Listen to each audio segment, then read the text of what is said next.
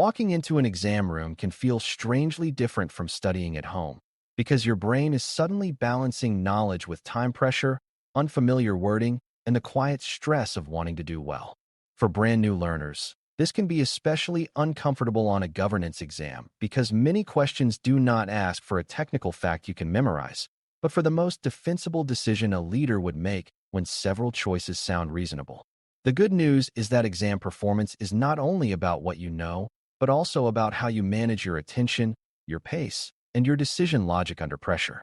The goal of today's lesson is to give you an exam day approach that stays calm, avoids panic spirals, and helps you consistently select the strongest governance option even when the question feels ambiguous. By the end, you will have a two-pass rhythm you can rely on, plus a practical way to identify the strongest governance answer without overthinking. Before we continue, a quick note. This audio course is a companion to our course companion books. The first book is about the exam and provides detailed information on how to pass it best. The second book is a Kindle-only ebook that contains 1,000 flashcards that can be used on your mobile device or Kindle. Check them both out at CGEIT-style in the Bare Metal Study Guide series. A two-pass approach is a simple pacing strategy that keeps you from getting stuck early and losing time you need later, and it works especially well on governance questions that can tempt you into long debates with yourself. On the first pass, your job is not to be perfect, but to harvest the easy points by answering questions that are clear to you and flagging questions that are uncertain or time-consuming. Many learners do the opposite. They hit an early confusing question and then spend too long trying to force certainty, which raises stress and drains time. The first pass should feel steady and businesslike because you are building momentum and protecting your time budget. The second pass is where you return to flag questions with a calmer mind, because you have already secured the questions you could answer quickly. This structure also reduces anxiety because you stop interpreting uncertainty as danger and start treating it as a normal part of the workflow. To make the first pass effective, you need a clear internal definition of what counts as an easy question versus a slow question. An easy question is one where the core concept is obvious. The options have a clear best choice, and you can defend your selection in 1 or 2 sentences. A slow question is one where multiple options seem plausible, the question feels broad, or you notice yourself rereading the prompt without gaining clarity. When you detect a slow question, the tactic is to make a quick, disciplined decision about whether to attempt it now or defer it, and that decision should be based on time and confidence, not on pride. If you are unsure, defer, because the exam is designed so that time management is part of the challenge. Deferring does not mean giving up. It means postponing the hardest work until you have secured easier points and lowered your stress level. This mindset shift prevents a single confusing question from controlling your emotional state. Calm is not a personality trait you either have or do not have on exam day. It is a set of behaviors you can practice to keep your thinking organized. One behavior is to slow down your reading slightly at the start of each question, because rushing often causes you to miss a key qualifier like most appropriate, first, best, or primary. Another behavior is to anchor yourself to what the question is actually asking, which is often a governance decision about prioritization, accountability, or alignment, not a technical procedure. A third behavior is to notice when your body is reacting, such as shallow breathing or tight shoulders, and to reset without drama by taking one deeper breath and relaxing your jaw before you choose an option. These small resets keep your brain in decision mode rather than threat mode. Governance questions reward structured reasoning, and structured reasoning is harder when your mind is racing. When you build calm into your process, you become more consistent, which matters more than being brilliant on a few items. The phrase best answer in governance questions often means the option that aligns most strongly with enterprise objectives, decision rights, and sustained control, even if another option seems to fix the immediate issue faster. A common beginner trap is to pick the most technically detailed option because it sounds actionable, but governance exams frequently reward the option that establishes accountability, defines policy, aligns to enterprise risk management, ERM, or ensures consistent oversight across the enterprise. This is not because action is bad, but because governance logic assumes that a leader first ensures the right structures exist so that actions are coordinated and repeatable. For example, If the question is about managing risk across many services, a single control change in one area might help, but a governance approach that sets standards, assigns ownership, and monitors adherence often represents the stronger answer. Best answer thinking therefore asks, which choice produces consistent behavior over time, not just short-term relief? This perspective helps you rank options that all sound reasonable by asking which one would still make sense 6 months later. A dependable way to apply governance logic is to identify what layer of decision the question is testing, because governance problems can exist at multiple layers at once. Some questions are about enterprise direction, such as setting risk appetite, approving a portfolio of investments, or aligning IT to enterprise strategy. Other questions are about governance mechanisms, such as defining policies, establishing standards, clarifying decision rights, and ensuring benefit realization is measured. Still, other questions are about operational governance, such as monitoring adherence, managing exceptions, and ensuring incident response processes are consistent. When you identify the layer, you can avoid choosing an option that is too low-level or too high-level for the prompt. Beginners often jump to doing work, like implementing a control, even when the question is really asking what governance step comes first. In other cases, beginners pick a high-level statement like establish a framework when the question is asking for the most appropriate immediate governance action within an existing framework. Layer awareness keeps your answer proportional to the prompt.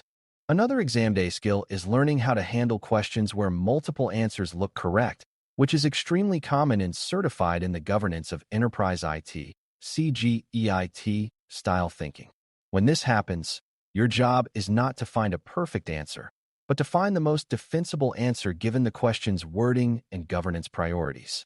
A practical technique is to compare options by asking which one has clear accountability and measurable follow-through. Options that include ownership, metrics, monitoring, and alignment to enterprise objectives tend to be stronger than options that rely on informal coordination or one-time actions. Another technique is to watch for options that sound absolute or unrealistic, such as promising perfect prevention, because governance rarely claims perfection. A third technique is to look for options that reduce risk by reducing exposure systematically rather than by reacting to symptoms. If you can explain why one option leads to sustained control while another is a short-term patch, you are applying the logic the exam is testing.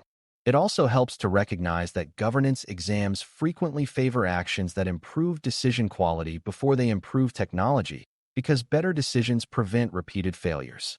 This is where you should think in terms of policies, standards, processes, and monitoring rather than in terms of tools.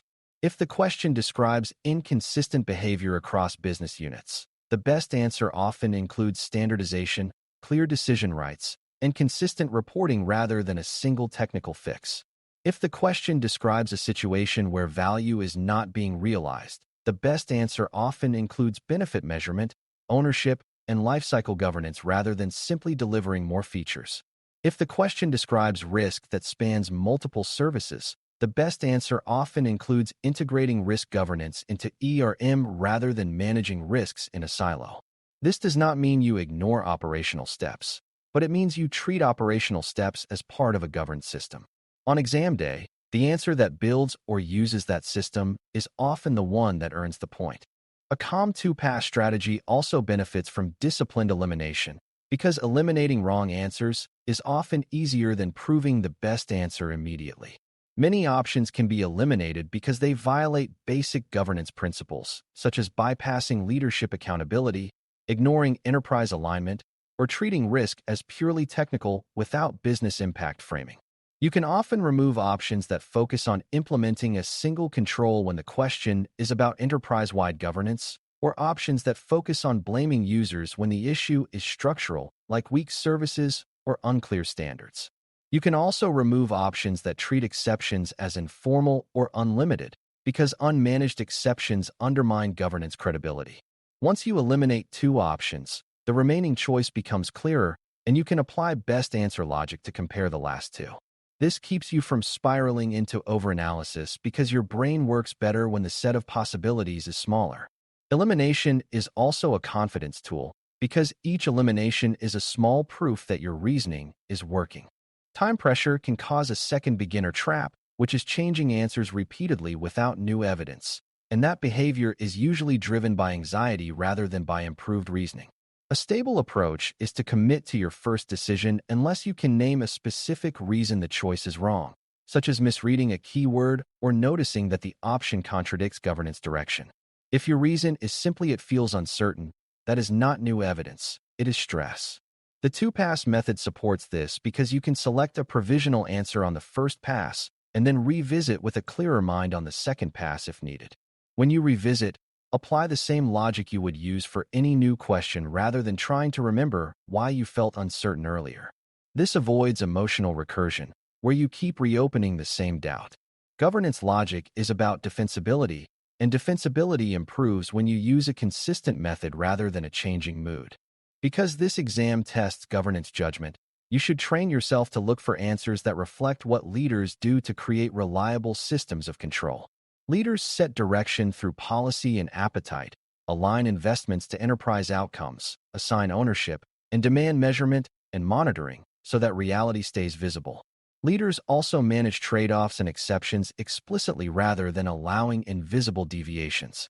When an answer option reflects those leader behaviors, it often aligns with the exam's intent.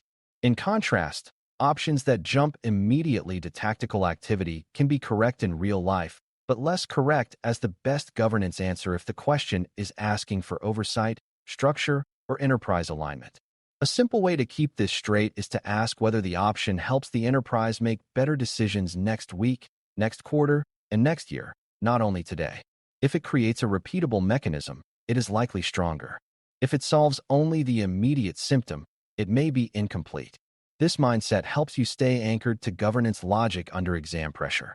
It is also worth building a mental model for what should come first, because many questions hinge on sequencing.